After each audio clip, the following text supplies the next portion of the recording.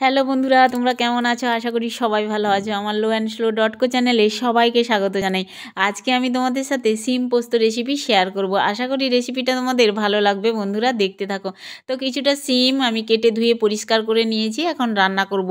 গ্যাসে কড়াই বসিয়ে দিয়েছি, কড়াইটা গরম হতেই রিফাইন অয়েল দিলাম। আর দেখো ফোড়নের মধ্যে 5 ফোড়ন, গোটা জিরে দিয়ে দিলাম। ফোড়নগুলো ফুটে গেছে, আর দেখো কেটে রাখা সিম দিয়ে দিলাম তেলের উপরে।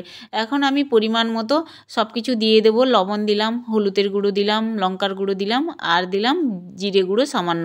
দিয়ে তেলের সাথে মশলাটা আর সিম ভালো করে নেড়েচেড়ে ভেজে নেব একটু সিমটা ঢাকা চাপা দিয়েই।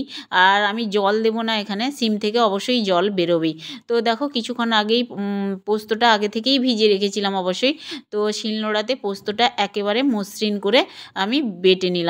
এখন দেখো ঢাকনা খুলেই, তার আগে দুবার তিনবার আমি ঢাকনা খুলেই নেড়েচেড়ে নিয়েছি সিমটা প্রায় অর্ধেক সেদ্ধ হয়ে এসছে। আর দেখো জলও কিছুটা বেরিয়েছে, একেবারে জল দিইনি।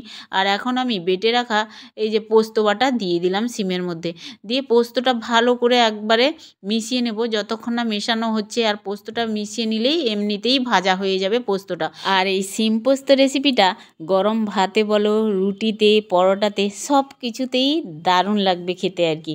তো দেখো আমি পোস্তটা একেবারে মিশিয়ে নিয়েছি, আর আমার এই সিম পোস্ত রেসিপিটা একেবারে এখন রেডি হয়ে গেছে।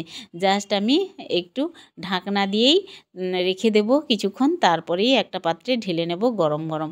দেখো বন্ধুরা কি সুন্দর হয়েছে সিম পোস্ত, কালারটা কিন্তু দুর্দান্ত এসছে, আর খেতেও তেমন খুব ভালো হয়েছিল সিম পোস্ত রেসিপি। তো এই রেসিপিটা যদি একটুও তোমাদের ভালো লেগে থাকে, তাহলে একটা লাইক করো, শেয়ার করো, আর সাবস্ক্রাইব করো চ্যানেলে নতুন হলে।